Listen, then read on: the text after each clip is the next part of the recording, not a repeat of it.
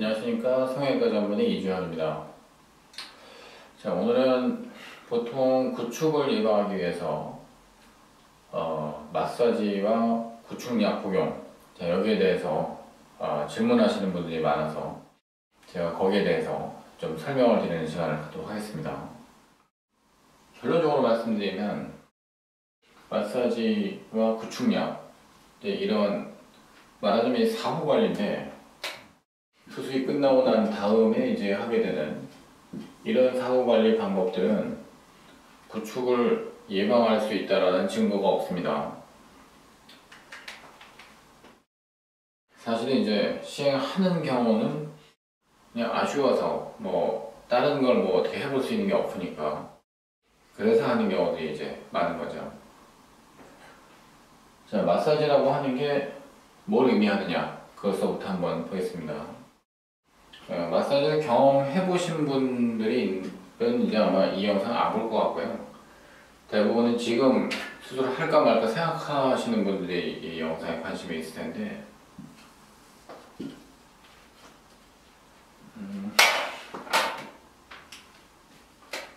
자, 보형물에 들어가면 자, 이렇게 들어가고, 보형물에 인접해서 피막이 있고 거기 주변으로 이렇게 사람 살이 있는 거예요. 그러면 사람이 이쪽에서 또 이쪽에서 이 보형물을 쥐고 이제 밀게 됩니다. 이 보형물에 잡히니까 이제 밀어서 이쪽을 터뜨리고 또 이쪽을 밀어서 이쪽을 터뜨리고 이렇게 저렇게 360도로 보형물을 밀고 해서 바깥에서 오래 이제 칼로 째서 들어가지 않고 바깥에서 그냥 이렇게 밀어서 이 피막이 생기는 거를 생긴 피막을 다 터뜨리겠다. 자, 이런 의미로 하는 게 마사지예요. 당연히 되게 아프죠. 왜냐하면은 이 마사지 영어로 하면은 이제 폐쇄적 피막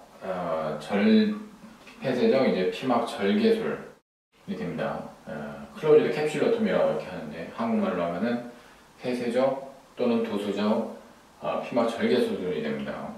그러니까 이것도 말하자면은 수술이 끝나고 난 다음에 통증이 아직까지도 남아있는 상태에서 보통 한 일주일 정도 후에 시행을 하거든요. 피막이 그쯤 되면 이제 막 생기기 시작하니까. 근데 한 2주, 3주 정도만 되면은 보통 이제 피막은 굉장히 단단하게 자리를 잡아버리기 때문에 그때서부터는 이렇게 손으로 아무리 민다고 해도 터지지도 않아요. 어쨌든 그래서 한 일주째 그때쯤 해가지고서 안 그래도 붓기도 있고 안 그래도 아픈 가슴을 막 일로 절로 밀어가지고서 피막을 터뜨려주는 이제 이런 건데, 자, 이거를 일상적으로 항상 보형물 수술하고 난 다음에 루틴하게 이제 하던 시절이 있었어요. 근데 그거는 상당히 옛날이에요. 그래서 옛날식으로 이제 수술을 이제 많이 해오셨었던 그런 선생님들한테 또 교육을 받으신 그런 분들은 아직도 마사지가 필요하다라고 믿는 경우들이 있어요. 스무스 타입으로 수술했을 경우에. 근데 사실 미국 같은 경우 스무스 라운드 타입 보형물을 거의 70% 이렇게 이제 사용하고 있다고 하는데, 미국 의사들 마사지 이런 식으로 루틴하게 안 합니다. 어떤 특별한 상황에서만 하죠. 그래서 스무스 타입을 쓰든 텍스처 타입을 쓰든지 간에 클로즈 캡슐러토미 마사지를 이렇게 하는 경우는 굉장히 제한된 경우에만 이제 해야 돼요. 수술을 한 사람들은 전부 다 하는 식으로 하면 안 됩니다.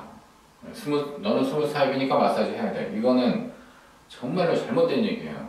그거는 교과서에도 나와 있지 않고 그 어떤 유방 수술의 어떤 권위적인 논문들 이런 것들에도 이런 마사지를 루틴하게 시행하는 것에 대해서는 아무 데서도 지금 권장하고 있지 않습니다.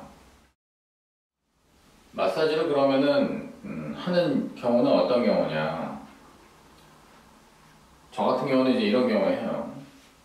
자, 유방이 이렇게 있으면은 워낙에 나이가 좀 젊고 피부가 타이트한 경우, 유방 외피가 타이트한 그런 젊은 사람들에서 보형물에 들어가서 이게 뭔가 이제 굉장히 꽉 끼어서 딱 타이트한 느낌이 있는 경우, 자 그리고 가슴이 좀 이런 경우에는 되게 부자연스러운 모양을 갖게 돼요. 자, 환자 입장에서는 애가 타죠. 자, 언제 내가 가슴이 자연스러워지느냐. 내 친구들은 진작에 자연스러워졌는데 내가 제일 느리다.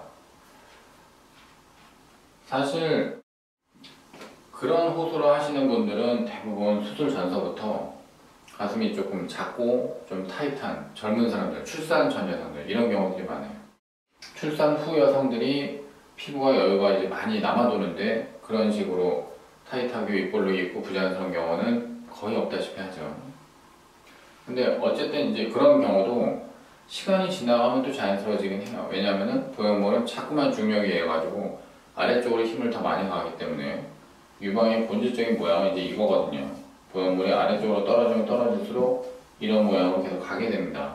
근데 어쨌든 수술 초반에는 환자가 너무 애타하는 경우가 있기 때문에 그러면 물리적으로 우리가 물리력을 행사를 해서 이거는 피막을 터뜨리겠다고 하는 게 아니고 내 생각에는 이렇게 바깥에서 이렇게 수술한 지 얼마 안 되는 환자를 이런 식으로 해서 피막을 터뜨려주는 행위는 사실 좀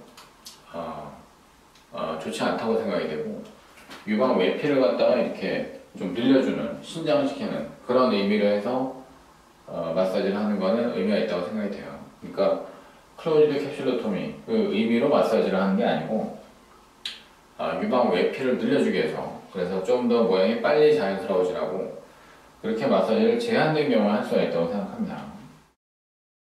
자, 마사지라고 하는 게 구축에 대한 예방이 된다고 하는 거는 지금까지는 사실이 아닙니다.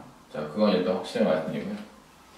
자, 구축약을 먹으라고 하는 병원이 있고 안 먹으라고 하는 병원이 있는데 어떤 게 맞습니까? 자, 이런 질문들이 많은데 보통 구축약이라고 하는 게 아플레이트 계열의 약들이고 이거는 IgE라고 하는 면역 글로뷸린하고 관계가 있어요. 요 구축약 처방이라고 하는 경우는 왜 나왔느냐 하면은 구축이 생기는 이유가 하나의 알레르기성, 인체의 면역성 이런 반응이라고 생각했기 때문에 그래요. 그러면 그 면역을 억제하는 약을 갖다 쓰면 구축이 덜해지지 않겠느냐, 자, 이런 생각들 의사들이 한 적이 있어요. 자, 이것도 동물 실험 정도까지 이렇게 갔지만 인체에 대해서 이제 이런 구축, 이런 사실 이제 아플레이트는 천식 예방약인데 천식약을 갖다가 수술 후에 쓴 경우나 안 쓴 경우에 아플레이트를 먹은 사람들이 확실하게 구축이 적게 발생했느냐, 자, 그것도 확인되지 않았어요. 데이터가 없습니다. 그냥 근거가 없지만 그냥 해보는 이제 그런 방법이라고 생각하셔야 돼요. 지금 구축 발생을 갖다가 최소화시키기 위해서 이제 여러 권위 있는 의사들이 권장하는 여러 가지 어떤 포인트들이 있는데 그런 포인트들은 거의 대부분이 가슴수술할 때 오염을 적게 하는 것, 그리고 미생물에 의한 감염을 최소화시키는 것, 그 다음에 트라우마를 적게 주는 이제 이런 식의 수술로 이제 전부 거의 대부분이 가고 있다고 볼 수가 있어요. 이렇게 약을 먹고 마사지를 하고 이런 부분들은 그런 어떤 권장 사항이 들어가 있지는 않습니다. 전 세계적인 어떤 의학의 트렌드가 이제 그런데 우리나라에서만 이 얘기를 하시는 환자분들이 아직도 많은 거는 굉장히 좀 유감스러운 일이에요. 구축의 예방에 있어가지고 텍스처들을 쓰는 게 맞고 스무스를 만약에 쓰려고 하면은 요거는 마사지를 해야 되지 않느냐, 자, 이런 것을 아직도 많은 환자분들이 얘기를 하는데 이것도 이제 답답한 얘기예요.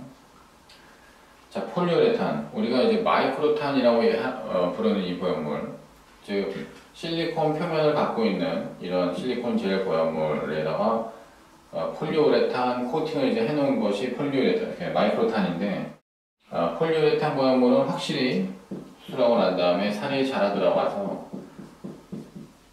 피막이 확실하게 구축이 덜하게 생기는, 피막을 예방할 수 있는 효과를 거두게 됩니다. 이건 통계적으로 완전하게 밝혀져 있어요.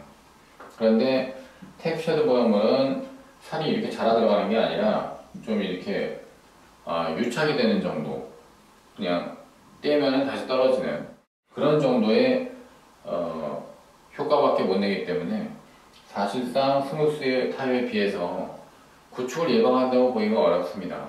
결정적인 어떤 그런 데이터를 보여주지 못하고 있어요.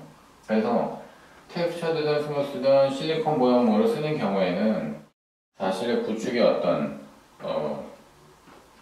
구축이 발생할 수 있는 어떤 확률 이런 거는 큰 차이가 없다고 사실 이제 보고 있어요. 근육 아래쪽으로 할 때는 더더욱 그렇고. 그래서 내가 구축이 생길까봐 굉장히 무서운데, 구축 후기 같은 거 이제 뭐 안티 성형 카페 이런 데서 구축 걸린 사람이 쓴 글 읽어봤는데 너무 무섭더라. 나는 구축은 안 생겼으면 좋겠고 확실하게 이걸 예방할 수 있는 방법으로 하고 싶다. 그래서 뭐 텍스처들을 쓰고 마사지를 하고 구축약 먹고 뭐 이런 식으로 얘기를 들었는데 그게 맞는 거 아니냐 이제. 참 이제 그게 사실 이렇게 정보화된 사회에서 그 정보가 환자한테 주는 폐단들이 사실 굉장히 많이 있는데, 어쨌든 저는 전문가로서 전문적인 지식을 전달해 드릴 수밖에 없어요. 많은 분들이 요즘은 포털에서 누군가가 써놓은 말들을 전문가가 자기 앞에서 얘기를 하는 것보다 더 믿는 경향이 있는데 굉장히 안타까운 노릇입니다. 이 보형물을 텍스처드로 한다고 해도 구축이 생길 가능성은 여전히 있어요. 그리고 마사지, 구축약 이런 거는 의미 없습니다. 구축이 안 생기려고 하면 수술하는 의사가 구축을 신경 써서 수술을 잘 하는 것이 가장 중요해요. 수술이 딱 끝나면 그 다음에는 사실상 우리는 그 진인사 대처명 의사는 할 만큼 노력을 다 했고 그 다음에 이제 하늘의 어떤 처분을 이제 기다리는 그런 상태로 이제 가는 거죠. 그 후에 어떤 이거를 갖다가 이제 뭐 저기 예방한다는 그런 미명하에 환자를 이렇게 고생시키고 뭐 돈을 쓰게 만드는 건 제가 별로 권해드리고 싶지 않아요.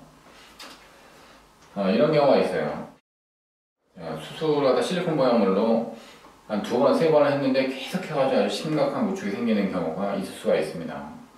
굉장히 드물지만 있을 수 있어요. 자, 그 경우에 환자가 계속 보형물을 유지하고 싶다면 어떻게 할 것이냐. 그때는 주저없이 폴리우레탄으로 가는 게 맞습니다. 자, 폴리우레탄은 그거 나름대로 어떤 단점들이 있는데 그거에 대해서는 또 다른 시간을 마련해서 제가 강의를 드리도록 할게요. 자, 오늘은 마사지와 구축약에 대해서 강의를 드렸습니다. 여기서 마치겠습니다. 고맙습니다.